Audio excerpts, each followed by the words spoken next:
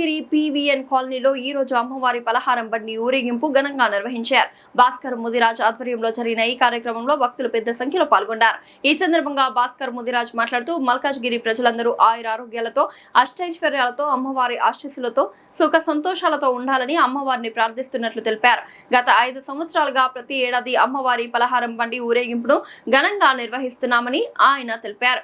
అలాగే తమ X corporation Prem Kumar, మాజీ ఎమ్మెల్యే మైనంపల్లి హనుమంతరావుపై అమ్మవారి ఆశీస్సులు ఎల్లప్పుడూ ఉండాలని కోరుకుంటున్నట్లు భాస్కర్ ముదిరాజ్ పేర్కొన్నారు. అమ్మవారి ఆశీస్సులతో మల్కాజ్గిరి ప్రజలందరూ సుఖ సంతోషాలతో ఉండాలని ఆకాంక్షించారు.